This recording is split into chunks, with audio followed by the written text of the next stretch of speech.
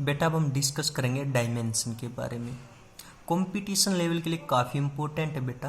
देखो डायमेंशन क्या है बेटा, हमें पता है डिफरेंट सिस्टम के अंदर हम फिजिकल क्वांटिटी को डिफरेंट तरीके से मेजर करते हैं। जैसे कि बेटा लेंथ को मेजर करते हैं मीटर में, सेंटीमीटर में, किलोमीटर में, फुट में। उसी तरीके से मास को मेजर करते हैं बेटा पाउंड में, ग्राम में, किलोग्राम में। जो आपके 7 फंडामेंटल फिजिकल क्वांटिटी है बेटा, उनके लिए स्पेसिफिक सिंबल दिए गए हैं। जैसे कि बेटा लेंथ का सिंबल है कैपिटल एल। मास का आपका सिंबल है कैपिटल एम। टाइम बेटा capital T. Temperature capital K. Electric current capital A. Luminous intensity बेटा C D. Amount of substance mole. और बेटा जो आपकी एल एम टी यानी कि लेंथ, मास और टाइम, ये सबसे ज्यादा यूज होगी बेटा। हम लेंथ को डिनोट करते हैं एल से, मास को डिनोट करते हैं कैपिटल एम से और टाइम को डिनोट करते हैं कैपिटल टी से। देखो बेटा, since there can be different system of units we use specific symbol for each fundamental physical quantity. हम बेटा एक फिजिकल क्वांटिटी को डिफरेंट सिस्टम के अंदर डिफरेंट तरीके से मेजर करते हैं। अभी मैंने बताया ना, जैसे कि लेंथ को मेजर करते हैं मीटर में, सेंटीमीटर में, किलोमीटर में, फुट में। उसी तरीके से हम मास को भी मेजर करते हैं पाउंड में, ग्राम में, किलोग्राम में। लेकिन बेटा जो ये आपकी फंडामेंटल फिजिकल क्वांटिटी है, इनके लिए एक स्पेसिफिक सिंबल है। जैसे कि लेंथ के लिए मैंने बताया आपको एल, मास के लिए कैपिटल एम, टाइम के लिए कैपिटल टी। ये आपको सबसे ज्यादा याद रखनी है बेटा, ये सबसे ज्यादा आपकी यूज होगी। टेम्परेचर के लिए के, इलेक्ट्रिक करंट के लिए ए बेटा, ल्यूमिनस इंटेंसिटी के लिए C D, amount of substance के लिए मोल। बेटा ये मैंने डायमेंशन की डेफिनेशन लिखी हुई है, इसको हम समझेंगे एग्जाम्पल की सहायता से।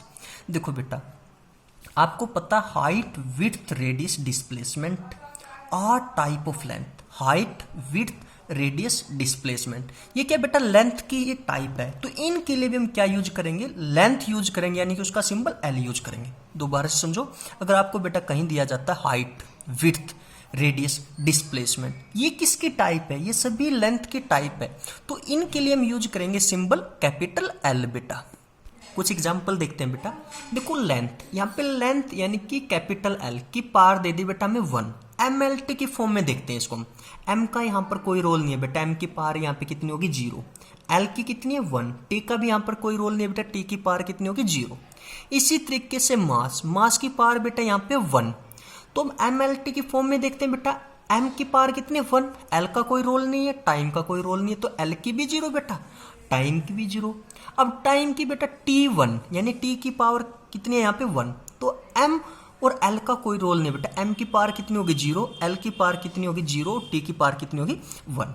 अब बेटा हम dimension of derived physical quantity अब अच्छे से समझेंगे। देखो एरिया क्या था बेटा, लेंथ इंटू ब्रेथ, यानी कि ब्रेथ भी क्या आपकी बेटा लेंथ ही तो है, एल इंटू एल यानी कि एल का स्केयर।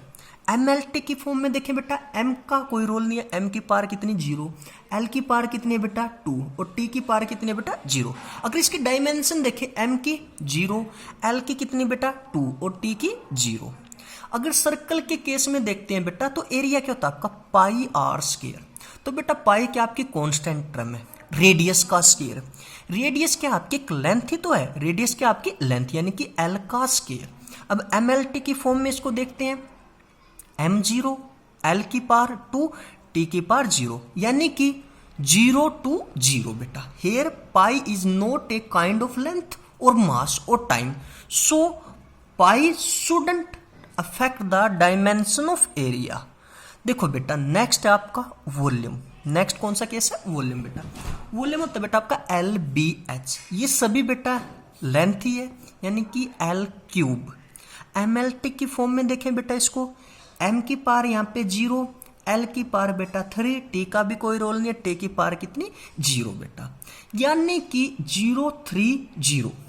अगर हम इसको बेटा स्फीयर के केस में देखें बेटा, हमें पता है स्फीयर का वॉल्यूम का फॉर्मूला होता है 4/3 पाई आर क्यूब।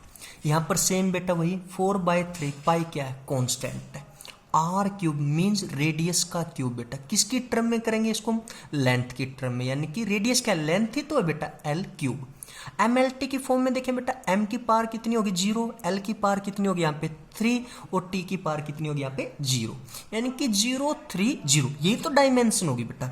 नेक्स्ट देखो आपको और क्लियर होगा बेटा, नेक्स्ट है स्पीड और वेलोसिटी। नेक्स्ट क्या आपका स्पीड या वेलोसिटी। ये होता है बेटा डिस्टेंस अपॉन टाइम।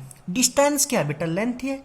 टाइम को किसे डिनोट करेंगे, टी से बेटा। एम एल टी की फॉर्म में देखो, एम 0, एल की पावर कितनी है 1 और टी की पावर कितनी है -1 बेटा, यानी कि 0 1 -1।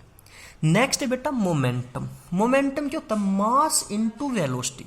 मास के लिए बेटा क्या आपका कैपिटल एम, वेलोसिटी अभी हमने निकाली थी एल बाई टी।